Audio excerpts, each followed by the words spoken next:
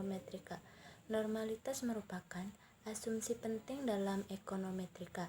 Asumsi ini mengasumsikan bahwa residual model regresi berdistribusi normal.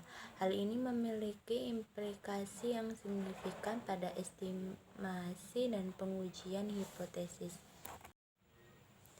Asumsi normalitas residual. Asumsi normalitas residual mengasumsikan bahwa residual model regresi mengikuti distribusi normal. Distribusi normal memiliki bentuk seperti lonceng dengan puncak di tengah, menunjukkan bahwa nilai-nilai yang lebih dekat ke arah rata-rata lebih sering terjadi. Yang ke-1, efisiensi estimasi. Normalitas residual menjamin estimasi parameter model regresi yang efisien, yang berarti bahwa estimator memiliki varians terkecil di antara semua estimator yang tidak bias. Yang kedua, uji hipotesis yang valid. Normalitas residual memungkinkan uji hipotesis yang valid yang membantu kita dalam menyimpulkan hubungan antara variabel dalam model. Yang ketiga, interpretasi koefisien. Normalitas residual memudahkan interpretasi koefisien model regresi. Koefisien yang signifikan secara statistik lebih dapat diandalkan jika asumsi normalitas terpenuhi. Pengujian normalitas residual. Terdapat beberapa metode yang dapat digunakan untuk menguji normalitas residual, termasuk uji Shapiro-Wilk, uji Kolmogorov-Smirnov, dan uji Jerichow-Bera. Uji-uji ini membantu kita menentukan apakah residual model regresi mengikuti distribusi normal. Nah, di sini ada 3 metode yang digunakan, yaitu Shapiro-Wilk. Prinsipnya membandingkan statistik uji dengan nilai kritis berdasarkan distribusi normal. Keunggulannya dapat mendeteksi penyimpangan kecil dari normalitas. Kekurangannya lebih sensitif terhadap outlier. Sedangkan metode Kolmogorov-Smirnov dengan prinsip membandingkan distribusi empiris residual dengan distribusi normal dengan keunggulan relatif mudah diimplementasikan. Sedangkan kekurangan yaitu kekuatan uji mungkin rendah untuk sampel kecil. Sedangkan Jerichow-Bera prinsipnya mengukur skewness dan kurtosis residual. Keunggulannya dapat mendeteksi skewness dan kurtosis yang berlebihan. Sedangkan kekurangannya tidak terlalu sensitif terhadap penyimpangan kecil dari normalitas. Transformasi data. Apa sih itu transformasi data? Yuk, aku menjelasin nih. Transformasi data adalah teknik yang dapat digunakan untuk mengatasi pelanggaran asumsi normalitas residual. Teknik ini melibatkan mengubah data asli ke dalam bentuk yang lebih normal. Ada transformasi apa aja sih? 1. Ada transformasi logaritma, yaitu dapat dilakukan untuk menormalkan data yang memiliki distribusi miring kanan. Terus ada transformasi kuadrat. Ini kebalikannya. Kalau transformasi kuadrat dapat digunakan untuk menormalkan data yang memiliki distribusi miring kiri. Terus ada transformasi Box-Coase. Adalah transformasi umum yang dapat digunakan untuk menormalkan data dengan berbagai jenis distribusi. Terus penanganan outlier. Apa sih outlier? Nah, adalah nilai data yang sangat berbeda dari nilai data lainnya. Outlier dapat menyebabkan pelanggaran asumsi normalitas residual. Terus ada identifikasi outlier. Langkah pertama adalah mengidentifikasi outlier dalam data. Hal ini dapat dilakukan dengan menggunakan diagram box plot atau histogram. Nah, penanganannya gimana sih?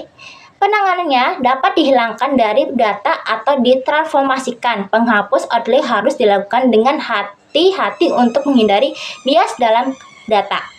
Terus ada pengaruhnya nih. Pengaruh outlay terhadap model regresi harus dievaluasi. Jika outlay memiliki pengaruh yang signifikan, mungkin perlu ditangani. Terus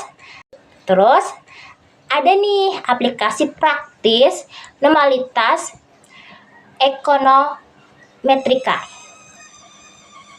Merupakan asumsi penting dalam berbagai aplikasi ekonometrika termasuk model prediksi pasar keuangan, analisis kebijakan ekonomi, dan penelitian perilaku konsumen. Nah, ada 3 nih. 1. Prediksi pasar keuangan. Model ekonometrika digunakan untuk memprediksi pergerakan pasar keuangan. Normalitas residual membantu memastikan akurasi prediksi. 2. Analisis kebijakan ekonomi. Normalitas residual memungkinkan analisis yang valid tentang pengaruh kebijakan ekonomi terhadap variabel ekonomi. Terus ada penelitian perilaku konsumen. Model ekonometrika digunakan untuk memahami faktor-faktor yang mempengaruhi keputusan konsumen.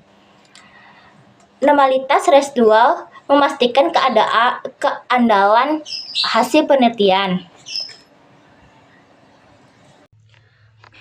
Selanjutnya kita akan mempraktekkan uji normalitas menggunakan aplikasi SPSS. Yang pertama kita masuk dulu ke SPSS-nya, lalu klik variable view. Nah, di kolom pertama name kita ketik Y, kita enter. Lalu kolom kedua kita ketik X1, enter lagi, lalu X2, enter.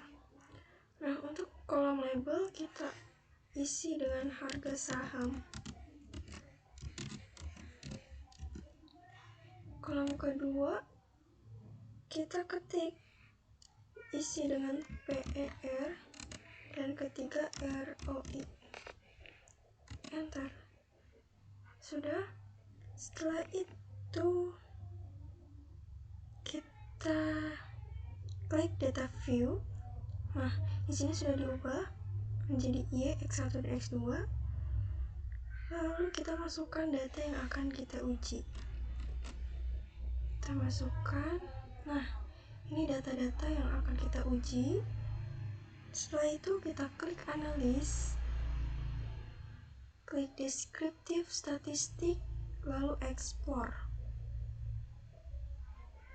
Nah, seperti ini tampilannya.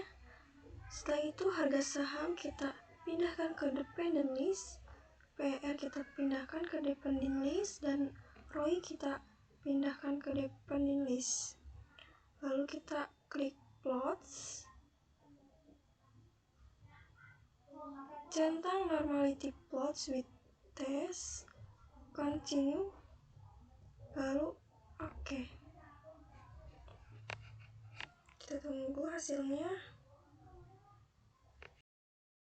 Nah, dari hasil uji tadi dapat diketahui bahwa nilai signifikansi untuk harga saham sebesar 0,05, untuk PER sebesar 0,200, dan untuk ROI sebesar 0,200. Karena signifikansi untuk seluruh variabel lebih besar dari 0,5, maka dapat disimpulkan bahwa data pada variabel harga saham, PER, dan ROI berdistribusi normal.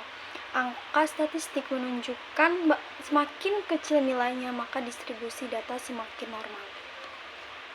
Sekian penjelasan dari kami, kurang lebihnya mohon maaf. Wassalamualaikum warahmatullahi wabarakatuh. Jangan lupa like and subscribe.